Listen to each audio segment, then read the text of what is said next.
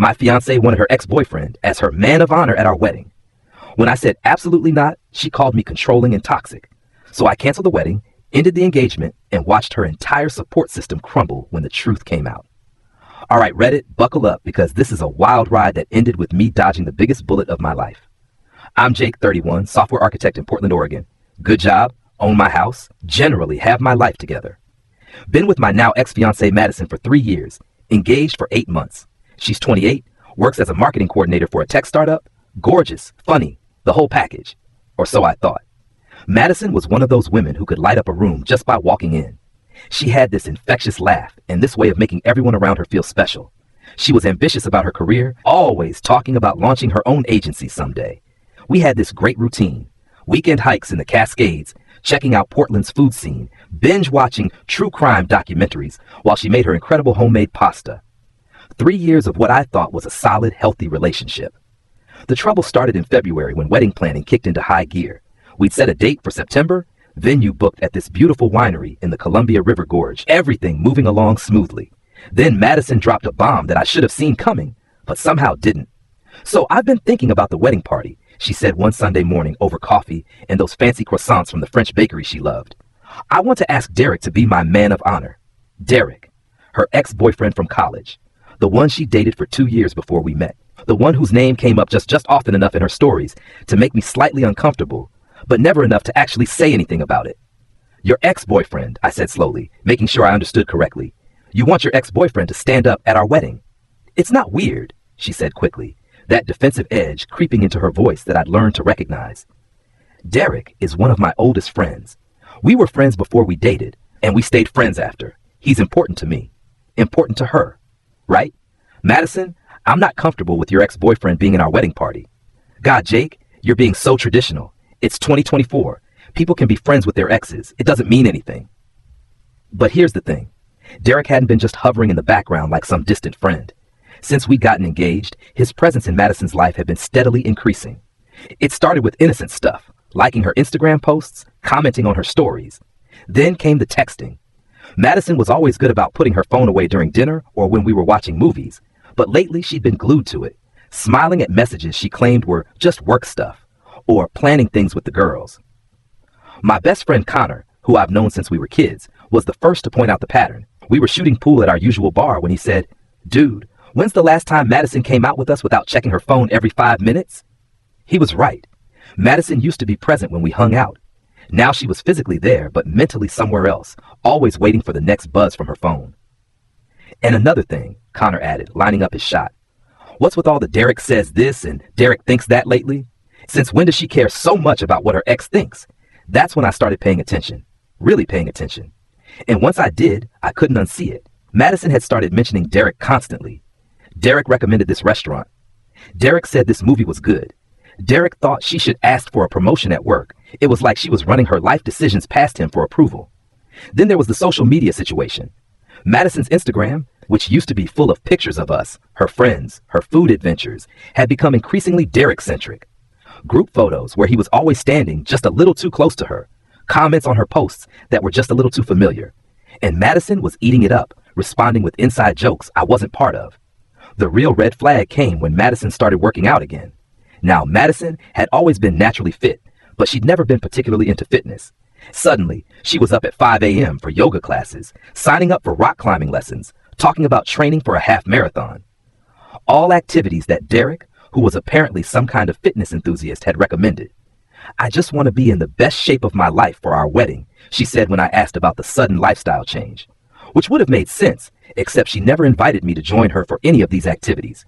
It was always Derek's group, or Derek's climbing partners, or Derek knows this great trail. When I suggested we work out together, maybe take a couple's yoga class, she dismissed it. "You wouldn't like the people in Derek's group. They're really serious about fitness, right?" Because I couldn't possibly keep up with Derek's superior athletic abilities. The breaking point came 3 weeks after the man of honor conversation.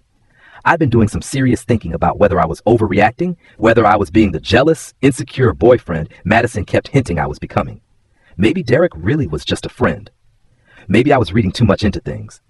Then Madison announced she was going camping with the group for the weekend. When I asked who was going, she rattled off a list of names I didn't recognize, ending with, "and Derek, obviously." Obviously, I repeated. It's not a big deal, Jake. It's just camping. A bunch of people hanging out in nature. Can I come? The pause was just a fraction too long. Well, it's kind of a small group thing, and you don't really know anyone except Derek. So I couldn't come to the camping trip because I didn't know anyone except her ex-boyfriend. But somehow it was totally normal for her to go spend the weekend in the woods with said ex-boyfriend. Madison, I'm not comfortable with you going camping with Derek. That's when she exploded. Are you serious right now? You're going to be that guy? The controlling boyfriend who doesn't trust his own fiancée? I'm going to be the guy who doesn't pretend it's normal for my fiancée to go camping with her ex-boyfriend. Derek is my friend, one of my best friends. If you can't handle that, then maybe we have bigger problems than I thought. The argument escalated from there. Madison accused me of being jealous, insecure, controlling, old-fashioned. She said I was trying to isolate her from her friends, that I was showing my true colors, that she was starting to see a side of me she didn't like. I tried to explain that setting boundaries wasn't being controlling, that any reasonable person would be uncomfortable with their partner camping with an ex, but she wasn't hearing it. You either trust me or you don't, she said finally, and clearly you don't. I trust you. I don't trust him, and I don't trust the situation. Same thing. No, it really wasn't. That Friday, Madison packed her camping gear and left for the weekend with Derek and the mysterious group I wasn't allowed to meet. She kissed me goodbye like nothing was wrong, said she'd see me Sunday evening, and drove off in her Subaru loaded with outdoor gear I didn't even know she owned. I spent the weekend at Connor's place, playing video games and trying not to think about what my fiancé was doing in the wilderness with her ex-boyfriend. Connor kept me distracted with stories from his own dating disasters and way too much pizza, but I couldn't shake the feeling that something fundamental had shifted in my relationship. Sunday evening, Madison came home glowing, literally glowing. She looked like she'd had the best weekend of her life. Her skin was tanned from being outdoors, her hair was tousled in that effortless way that somehow looked perfect, and she had this energy about her that I hadn't seen in months. How was camping? I asked. Amazing, she gushed. The weather was perfect, the hiking was incredible, and the group is just so much fun. You would have loved it. But I wouldn't have been invited even if I had. She spent the next hour showing me photos on her phone, group shots around the campfire, scenic views from their hikes, pictures of their elaborate camp cooking setup. And in every single photo that included people, Derek was there, standing next to Madison, sitting next to Madison, looking very comfortable and familiar with my fiancé. Derek is such a good photographer, Madison said, scrolling through what must have been 50 pictures. He got some really great shots of everyone. Of course he did. That night, Madison was different. More distant. She went to bed early, claiming exhaustion from all the hiking, but I heard her phone buzzing with messages well past midnight. When I asked who was texting so late, she said it was just the group sharing photos and making plans for their next trip. Next trip. There was already a next trip planned. Over the following week, Madison was practically bouncing off the walls talking about the camping group and all their future adventures. Rock climbing in Smith Rock, backpacking in the Olympic Peninsula, maybe even a trip to Yosemite if they could get permits. Derek knows all the best spots, she kept saying. He's been doing this for years. He's like our unofficial guide. Their unofficial guide. Like they were a package deal now. The final straw came 2 weeks later. Madison and I were supposed to have dinner with my parents, who were visiting from Seattle. It was important to me. They'd driven down specifically to talk about the wedding, and my mom had been looking forward to spending time with Madison. An hour before we were supposed to leave, Madison's phone rang. Derek's name lit up the screen. I should take this, she said, already moving toward the bedroom. It might be important.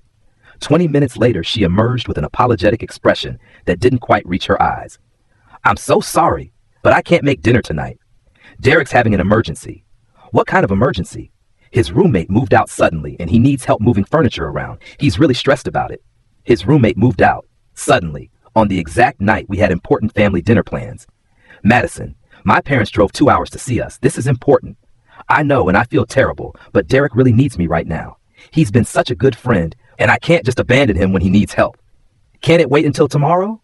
No, he has to have everything ready for work on Monday. It's complicated. It was complicated, all right. I watched my fiancée change clothes, putting on those expensive athletic leggings and the form-fitting workout top she'd bought during her fitness phase, and head out to help her ex-boyfriend rearrange furniture instead of meeting my parents. Dinner with my parents was awkward. They kept asking where Madison was, and I had to explain that she was helping a friend with an emergency. My mom, who's always been good at reading between the lines, gave me a look that said she knew something was off. Everything okay with you two? She asked quietly while my dad was in the bathroom. I think so, I said, but I didn't sound convincing even to myself. Jake, honey, I've been married to your father for 35 years. When a woman starts prioritizing other people over her partner, especially male friends, that's usually a sign that something's wrong. My mom's always been direct, but hearing her voice my own fears made them real in a way I'd been avoiding. Madison didn't come home until after midnight. I was still awake, reading in bed, when I heard her car pull up. She slipped into the bedroom quietly, thinking I was asleep. How did it go? I asked. She jumped like I'd caught her doing something wrong. Oh, you're awake. It went fine, just took longer than expected. Did you get everything moved? Yeah, Derek's all set now. She disappeared into the bathroom to brush her teeth, effectively ending the conversation. The next morning, I made a decision. I called Connor and asked him to meet me for coffee. I need an outside perspective, I told him. Am I losing my mind here? Connor listened while I laid out everything. The man of honor request, the constant Derek mentions, the camping trip, the canceled dinner plans. When I finished, he was quiet for a long moment. Dude, he said finally, I hate to say this, but it sounds like she's either already cheating or about to. You think so? I think she's emotionally checked out of your relationship and emotionally invested in whatever's happening with Derek. Whether it's physical yet or not, she's already choosing him over you. Connor was right. I'd been so focused on trying to be the understanding, trusting boyfriend that I'd ignored the obvious pattern. Madison was prioritizing Derek over me at every turn, and I was making excuses for it. That evening, I sat Madison down for what I knew would be our final conversation as an engaged couple. We need to talk about Derek, I said. Her whole body tensed. What about him? You canceled dinner with my parents to help him move furniture. That was an emergency. Madison, you've been prioritizing Derek over me for months. The camping trip I couldn't go on, the constant texting, the fact that you want him in our wedding party. And now you're bailing on important family events to run to his rescue. You're being paranoid. Am I? When's the last time you and I spent a weekend together without Derek somehow being involved? When's the last time you made plans with me without checking with him first? She didn't have an answer for that. I want you to choose, I said quietly. Derek or me, because I'm not going to be in a 3-person relationship. That's not fair. You can't make me choose between my fiance and my friend. I'm not making you choose between me and your friend. I'm making you choose between me and your ex-boyfriend, who you've been emotionally cheating with for months. The words hung in the air like smoke. Once I'd said it out loud, there was no taking it back. I am not emotionally cheating, Madison said, but her voice cracked slightly. You're texting him constantly. You're spending weekends with him. You're asking him to be in our wedding. You're canceling plans with me to be with him. What would you call it? I would call it having a friend. Fine. Then uninvite him from the wedding and we can work on this. Another long pause. I'm not uninviting Derek. And there it was. When forced to choose between her fiancé and her friend, she chose Derek. Then we're done, I said. What? The engagement is off. The wedding is canceled. We're done. You can't be serious. I've never been more serious about anything in my life. What followed was 2 hours of the most exhausting conversation of my life. Madison cycled through every stage of manipulation, disbelief, anger, bargaining, crocodile tears. She promised to set better boundaries with Derek, swore that I was the only one she loved, accused me of throwing away 3 years over nothing. But when I asked her again to uninvite Derek from the wedding, she couldn't do it. He's important to me, she kept saying. I can't just cut him out of my life. Then you've made your choice. I spent the night at Connor's place, while Madison presumably called everyone she knew to tell them what a monster I was. The next morning, I started making the calls I'd been dreading. First, the venue. Yes, we'd lose most of our deposit. No, I didn't want to try to work it out. Second, the photographer, the caterer, the florist. All the vendors we'd spent months choosing and planning with. Third, my family. That was the hardest part, explaining to my parents and my sister that the wedding was off, that Madison and I were done, that yes, I was sure this was the right decision. By noon, my phone was blowing up with calls and texts from Madison's friends and family. Her sister Emma left a voicemail calling me an idiot for throwing away the best thing that ever happened to me. Her best friend Sophia texted asking what the hell was wrong with me. Even her mother called, crying about losing deposits and having to cancel travel plans. But the most interesting call came from Madison's college friend Rachel, someone I'd only met a few times, but who had always seemed level-headed. Jake, she said, I think you should know that Madison called me crying last night, and some things she said didn't add up. What do you mean? She said you were being controlling and jealous about Derek, but then she also said some things about Derek that made me think, well, that maybe your concerns weren't unfounded. Such as, she said Derek had been helping her realize that she'd been settling in your relationship, that he'd been pointing out ways that you two weren't compatible, and she said something about how Derek had told her that if she was truly happy, she wouldn't be having doubts about the wedding. Derek had been coaching Madison to leave me. The camping trips, the emergency furniture moving, the constant communication, it had all been part of a campaign to break up my relationship. There's something else, Rachel continued. Madison mentioned that Derek had said he'd always regretted letting her go in college, and that seeing her engaged had made him realize what he'd lost. So Derek wanted Madison back, and he'd been systematically working to undermine our relationship for months, and Madison had been letting him. Thanks for telling me, I said to Rachel. I appreciate your honesty. For what it's worth, I think you made the right choice. If Madison was really committed to your relationship, she would have shut Derek down the minute he started interfering. Rachel was right. A committed partner would have established boundaries. A committed partner would have chosen their fiancé over their ex-boyfriend without hesitation. Over the next few days, the full scope of Madison's betrayal became clear. Mutual friends started reaching out with information they'd been holding back, not wanting to get involved in relationship drama, but feeling compelled to speak up now that everything was out in the open. Sarah, who worked with Madison, revealed that Madison had been talking about Derek constantly at work, asking for advice about her complicated feelings and whether it was normal to have doubts about getting married. Tom, who was part of the camping group, admitted that the weekend trip had been specifically planned to give Madison and Derek alone time together. The group had been mostly couples, and Derek had arranged the tent assignments so that he and Madison ended up sharing hiking duties and camp cooking responsibilities. It was pretty obvious that Derek was trying to recreate their college relationship dynamic, Tom said awkwardly, and Madison was going along with it. The most damning evidence came from Madison herself. 3 days after our breakup, she posted on Instagram, "Sometimes life takes you in directions you never expected. Grateful for friends who help you see clearly and find your way back to yourself. New adventures ahead." The comments were telling.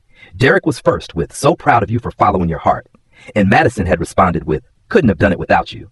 Her friends were hyping her up with "You deserve happiness" and "Trust your instincts." But anyone with half a brain could read between the lines. Madison was already publicly cozying up to Derek less than a week after our engagement ended. 2 weeks later, they made it Instagram official. A hiking photo of them holding hands on some mountain trail, captioned, "Life is better when you're with someone who shares your passions." The comments on that post were a mix of support from people who didn't know the full story and pointed criticism from people who did. Madison's aunt wrote, "Wasn't your wedding supposed to be next month?" Her college friend Jess commented, "That was fast." And Rachel, bless her honest soul, wrote, "I hope Jake is doing well." But the universe wasn't done delivering justice. A month after Madison and Derek went public, I got a call from Tom, the guy from the camping group. "Hey man, I thought you should know. Derek and Madison's whole relationship is imploding." "Really?" "Yeah, turns out Derek is nothing like what Madison remembered from college. He's become this super controlling, fitness-obsessed guy who thinks Madison should revolve her entire life around outdoor activities. She wanted to have a girls' night last weekend, and he threw a fit about her not prioritizing their shared goals. Apparently, the Derek that Madison had built up in her mind, the fun, supportive friend who understood her better than her boring fiancé, wasn't the reality of Derek as a boyfriend. College Derek had been 22 and carefree. 30-year-old Derek was rigid, demanding, and expected Madison to transform into his ideal outdoorsy girlfriend. She's been complaining to anyone who'll listen about how he never wants to do anything that isn't hiking or rock climbing, Tom continued. And get this, he told her she needs to quit her job and become a wilderness guide because office work is soul-crushing. Madison, who loved her career and had dreams of starting her own marketing agency, was being pressured to abandon everything for Derek's vision of their life together. "The best part," Tom said, barely containing his laughter, "is that Derek's been posting all these photos of their adventures, but Madison looks miserable in half of them." And the comments are brutal. People keep asking when she's going to stop pretending to like camping. Karma was working overtime. But the real satisfaction came 2 months later, when I ran into Madison at our old favorite coffee shop in the Pearl District. I was there meeting a client, dressed professionally, feeling good about my life. Madison was in expensive hiking gear that looked like it had never seen actual dirt, apparently waiting for Derek. She saw me before I saw her, and I could tell she'd been psyching herself up for this conversation. "Jake," she said, approaching my table with that nervous smile I used to find endearing. "How are you?" "I'm great, Madison. How are you?" "I'm good, really good. Derek and I are really happy." She said it like she was trying to convince herself as much as me. "That's great. I'm glad you found what you were looking for." A pause. "I heard you're dating someone new." I was. Emma, a brilliant software engineer I'd met through work. Smart, funny, straightforward, and refreshingly drama-free. Someone who understood the concept of boundaries and respected them. "I am." "She's wonderful." "Good for you." Madison's smile flickered. I hope she appreciates what she has. Before I could respond, Derek appeared, dressed in full REI catalog splendor, despite the fact that they were clearly just running errands in the city. Babe, you ready? He said, completely ignoring me. We need to get to the gear shop before it closes. You still need proper boots for next weekend's backpacking trip. Madison's face fell slightly. Actually, I was thinking maybe we could do something else next weekend. Like visit that new art gallery, or maybe just relax at home. Derek's expression hardened. Madison, we talked about this. You can't get better at hiking if you don't practice. Besides, I already told the group you were coming. But I'm tired. We've been outdoors every weekend for 2 months. That's the point. You're building endurance. I watched this exchange with fascination. This was Madison's new life, being told what she should enjoy, having her preferences dismissed, being molded into someone else's idea of the perfect girlfriend. Well, I said, standing up and gathering my things, I should get going. Good seeing you, Madison. As I walked away, I heard Derek saying, Who was that? And why were you talking to him? The last thing I heard was Madison saying, Nobody important. 6 months later, I heard through the grapevine that Madison and Derek had broken up. Apparently, he'd started dating someone from his rock climbing gym within a week of their split, a woman who already shared his passion for extreme outdoor activities and didn't need to be converted. Madison, meanwhile, had to rebuild her entire social circle. The friends who had supported her decision to leave me for Derek weren't as sympathetic when Derek left her for someone else. The camping group moved on without her. Even Zoe, who had been her biggest cheerleader during the breakup, distanced herself when Madison's dramatic love life became more trouble than it was worth. I heard she tried to reach out to some of our mutual friends, but most of them had seen how she treated me and weren't interested in staying connected to someone who could flip a switch so completely on someone they claimed to love. As for me, Emma and I got engaged last spring. The proposal was simple, a quiet moment during a weekend in Cannon Beach, no drama, no complications, just two people who had built something real together, choosing to make it permanent. Our wedding is planned for next fall, and it's going to be everything my wedding with Madison wasn't. Honest, straightforward, and focused on actually celebrating our relationship instead of performing it for other people. Connor is my best man, obviously. Emma's sister is her maid of honor. No ex-boyfriends in sight. Sometimes I think about what would have happened if I'd just gone along with Madison's plan.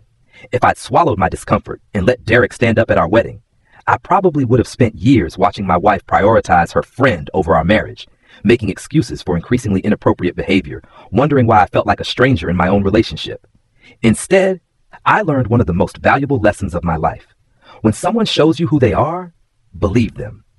When someone shows you what they prioritize, accept it. And when someone makes you fight for basic respect in your own relationship, it's time to stop fighting and start walking away. Madison showed me exactly who she was when she chose Derek over me.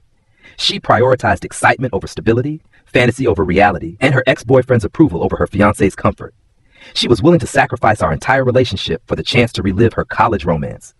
I'm grateful she showed me her true colors before we got married, before we bought a house together, before we had kids. A broken engagement is painful, but it's nothing compared to a messy divorce. These days, my life is peaceful, honest, and drama-free. Emma and I communicate directly about problems instead of triangulating through third parties.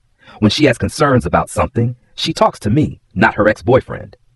When we disagree about something, we work it out together instead of seeking validation from people who want to see our relationship fail. Looking back, I realized that Madison never really wanted to marry me.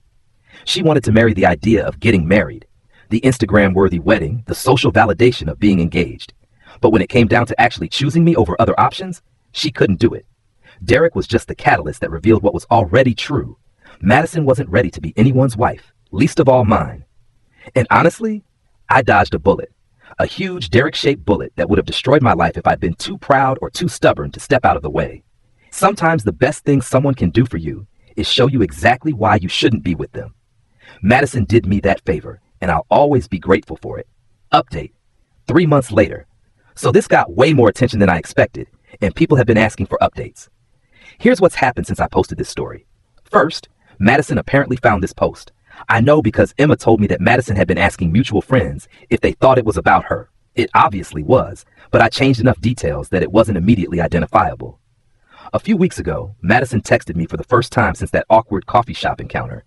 She said she'd been doing a lot of therapy and self-reflection and wanted to apologize for how things ended between us. She asked if we could meet up to talk. I showed the text to Emma, who just laughed and said, "Your ex wants closure now that you're engaged to someone else? How convenient." Emma was right. I didn't owe Madison closure, and I certainly didn't owe her the opportunity to ease her guilt about how she treated me. I never responded to the text. But apparently Madison didn't give up there. She reached out to Connor, asking him to help her understand what had gone wrong in our relationship. Connor, being the good friend he is, told her exactly what had gone wrong. She'd chosen another man over her fiance, and then tried to make me the villain for having boundaries. According to Connor, Madison spent most of the conversation trying to rewrite history, claiming that Derek had manipulated her and that she'd been confused about her feelings. She wanted to know if I'd ever consider giving her another chance. Connor told her in no uncertain terms that I was happy, engaged, and completely moved on from our relationship. He also told her that her reaching out to me was inappropriate and disrespectful to Emma. The really interesting part? Connor said Madison seemed genuinely shocked that I was happy without her. Like she'd expected me to be pining away, waiting for her to come back after her adventure with Derek didn't work out. That conversation happened 3 weeks ago, and I haven't heard from Madison since. I hope she's getting the help she needs and learning how to build healthy relationships, but that's not my problem anymore. Emma and I are doing great. Wedding planning is actually fun when you're with someone who shares your values and priorities. No drama, no exes trying to insert themselves into our relationship, just two people building a life together. I still think I made the right choice. Actually, I know I did. Thanks for all the support, Reddit. Sometimes you need strangers on the internet to confirm that your ex was as crazy as you thought she was. Final tally of consequences for Madison. Lost her fiance and the life we built together. Lost her support system when people saw how she treated me. Got used and dumped by Derek within 6 months. Had to rebuild her entire social circle from scratch. Is now apparently in therapy, trying to figure out why her relationships keep failing. Final tally for me. Found someone who actually respects boundaries. Got engaged to a woman who chooses me every day without hesitation. Learned to trust my instincts about people and situations. Built a drama-free life with someone who shares my values. Dodged what would have been a disastrous marriage. Yeah, I definitely won this one.